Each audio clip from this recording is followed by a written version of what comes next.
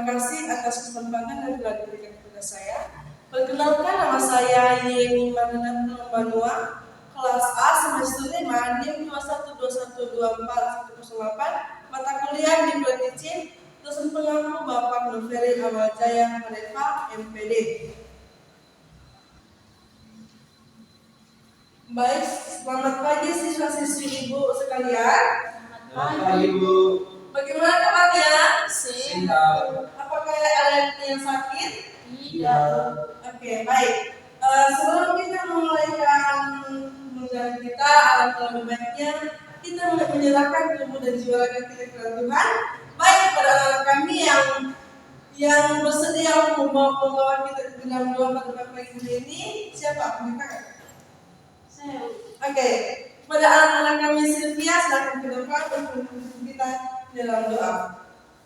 Baik teman-teman, sebelum kita mulai pembelajaran kita, atau lebih baiknya kita menyerahkan kepada jiwa raga kita kepada Tuhan Maha Kuasa. Untuk itu, mari kita berdoa dimulai. Berdoa selesai. Oke, terima kasih. Silakan kembali ke tempat. Baik, sebelum itu Ibu akan mengabsen anak-anak kami yang hadir bilang hadir, yang absen bilang absen, oke? Oke, Bu. Agustiawan hadir. Agustiawan Absen, Bu. alasannya apa? Saya tidak tahu. Mana ketuanya? Saya. Oke. Sylvie Hadir, Bu. Calvin. Hadir, Bu. Baik, demikian absennya. Kita akan masuk di pembelajaran kita pada saat hari ini yang berjudul menelaah struktur dan pembahasan pada puisi rakyat. Nah, sebelum itu Ibu akan membagikan RKPD hari ini, yaitu atau lembar kerja peserta didik pada saat hari ini, untuk menjadi pedoman kita pada saat proses pembelajaran pada pagi hari ini. Baik, Ibu telah membagikan RKPD kita pada pagi hari ini kepada anak kami. Sebelum kita memulaikan materi kita, siapa yang tahu apa itu pengertian dari puisi rakyat? Saya, Bu. Baik, kepada anak kami Sylvie, apa itu pengertian puisi rakyat?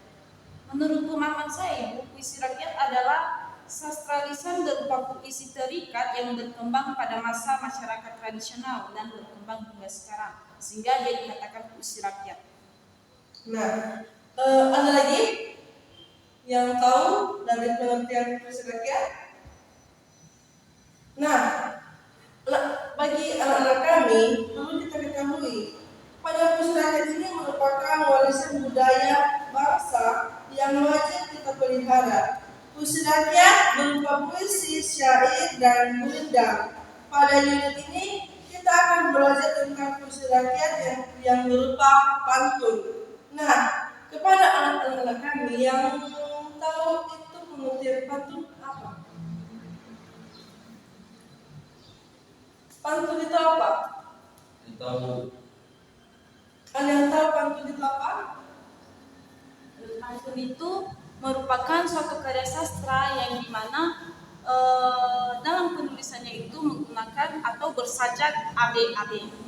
Nah, kepada anak-anak kami, tentu tadi anak-anak kami sudah memberikan salah satu contoh dari pantun yang telah anak-anak kami paparkan tadi kan. Nah, perlu Ibu jelaskan, pantun ini terdiri dari dua struktur, yaitu lampiran dan isi. Sampiran ini merupakan pengantar agar pembaca mau membaca lari ketiga dan keempat pantun. Isi merupakan maksud atau tujuan pantun. Nah, di sini kamu dapat memahami contoh telaah pantun ini dari segi struktur dan pembahasan berikut. Nah, di sini Ibu telah membagikan kepada anak kami RKPD tadi. Silahkan buka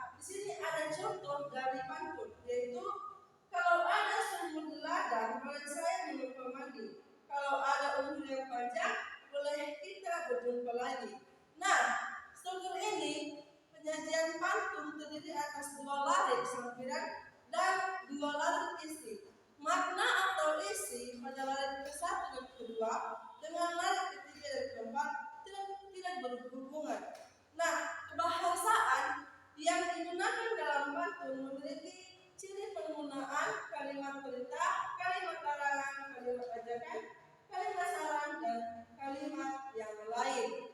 Nah, yang kedua tadi syair, ya kan? Kami telah menyebutkan tadi tentang pantun, syair, dan gurindam. Yang kedua itu syair. Apa itu tadi syair?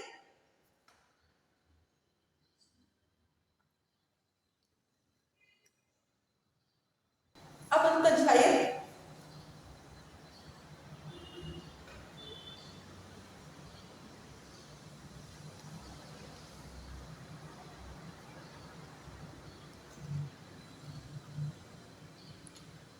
Syair itu adalah bentuk puisi tradisional dalam sastra Melayu yang umumnya terdiri dari 4 baris per bait. Nah, syair ini terdiri dari 4 larik dalam satu bait.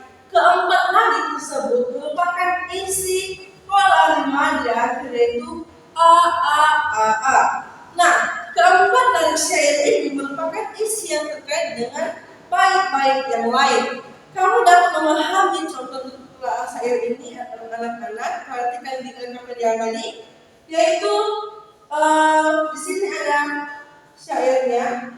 Peteguh jua alat tuanmu, hasilkan bekal air dari kayu, dayung pengaruh taruh di situ supaya laju perahumu itu. Nah, tentunya di syair ini yang bagian akhirnya itu u dan u, ya kan? Iya, Bu. Nah, ditinjau dari jenis kalimat yang digunakan, keempat larik tersebut merupakan kalimat perintah kepada generasi muda. Pilihan kata yang digunakan pada syair tersebut merupakan kata simbolik, yaitu pilihan kata yang sangat indah dengan makna yang mendalam. Nah, yang ketiga anak-anak gurindam. Apa itu tadi gurindam anak-anak kami? Perhatikan LKPD-nya. Apa itu gurindam? Gurindam adalah bentuk puisi yang terdiri dari 2 bait. Nah, benar. Gurindam adalah salah satu puisi Melayu terdiri dari 2 larik mempunyai irama akhir sama dan merupakan satu kesatuan utuh. Dalam satu bait gurindam terdapat 2 baris. Baris pertama disebut syarat, jawaban kedua disebut jawaban. Nah, kamu dapat memahami contoh gurindam dari struktur dan kebahasaan sebagai berikut. Perhatikan lagi LKPD-nya. Di sini ada contoh. Dengan orang tua jangan pernah berlawan. Kalau tidak mau hidup berantakan. Nah, di contoh ini ada 2 larik yang di atas saling berhubungan isinya. Larik pertama tadi merupakan syarat terjadinya keadaan pada larik kedua. Ditinjau dari jenis kalimat yang digunakan, gurindam tersebut menggunakan kalimat larangan atau jangan, yaitu di contoh tadi dengan orang tua jangan itu kalimat larangan, yaitu jangan pernah melawan. Melawan ini contohnya melawan orang tua, teman, atau yang lainnya. Nah, di jenis kalimat ini digunakan gurindam menggunakan kalimat larangan jangan, dan pada larik kedua menggunakan kalimat dengan pola hubungan syarat. Kata kalau tadi di contoh yang ibu berikan, kalau tidak mau hidup berantakan. Nah, kata kalau ini menjadi salah satu syarat bagi anak-anak kami yang melawan, yang telah menggunakan kalimat larangan jangan. Nah, selanjutnya setelah kita membahas tentang pantun, syair, dan gurindam, di sini ibu membahas tentang kebahasaan puisi rakyat. Di sini puisi kebahasaan puisi rakyat ini terdiri dari 6 bagian, yaitu kalimat perintah, kalimat saran, kalimat ajakan, kalimat seru, kalimat larangan, dan kalimat pendukung. Nah, di kalimat perintah ini adalah kalimat yang berisi atau bermaksud memberi perintah atau himbauan atau suruhan. Contohnya, buanglah sampah pada tempatnya. Itu kalimat perintah. Nah, yang kedua kalimat saran. Kalimat saran ini yaitu kalimat yang berisi tentang saran kepada orang lain untuk kebaikan orang lain, seperti sebaiknya seyogyanya. Contohnya, sebaiknya kau pikirkan dulu. Itu kalimat saran. Nah, yang ketiga yaitu kalimat ajakan. Kalimat ajakan ini kalimat yang berisi ajakan kepada orang lain untuk melakukan suatu perbuatan atau ayo dan mari. Contohnya, mari kita jaga agar lestari. Mari ayo kita pergi ke sekolah. Itu kalimat ajakan. Nah, yang kemudian itu kalimat seru. Kalimat seru ini adalah kalimat yang mengungkapkan rasa hati seperti kagum, heran, senang, dan sedih. Contohnya, alangkah indahnya alam Indonesia ini. Itu yang dimaksud dengan kalimat seru. Kemudian kalimat larangan. Kalimat larangan adalah kalimat yang berisi larangan agar orang lain tidak melakukan kegiatan tersendiri. Contohnya, janganlah berprasangka buruk kepada sesamamu. Itu contoh kata kalimat larangan. Yang terakhir itu kata penghubung. Kata penghubung ini yang sering digunakan pada puisi rakyat. Kata penghubung ini ada 4 bagian. Ada yang tahu? Tidak. Nah, yang pertama kata penghubung ini itu tujuan. Yang kedua sebab. Yang ketiga akibat konjungsi yang menggambarkan suatu peristiwa. Dan yang keempat itu kata penghubung secara konjungsi. Nah, baik anak-anak, dari sebelum kita mengakhiri pembelajaran kita, di sini Ibu telah menyimpulkan sebuah materi kita pada pagi hari ini, yaitu puisi rakyat adalah puisi lama yang muncul dan dari warisan nenek moyang yang diwariskan turun-menurun dari generasi ke generasi hingga masa kini. Puisi rakyat mengandung banyak nilai luhur yang disajikan dengan bahasa yang menghibur. Puisi rakyat biasanya tidak diketahui siapa pembuatannya karena disampaikan melalui mulut ke mulut. Puisi ini memiliki ciri yaitu terikat dengan macam-macam aturan seperti jumlah kata dalam tiap baris, jumlah baris, dan tiap bait dan penggunaan sajak atau rima. Baik anak-anak, di sini di LKPD tadi Ibu telah memberikan latihan kepada kalian.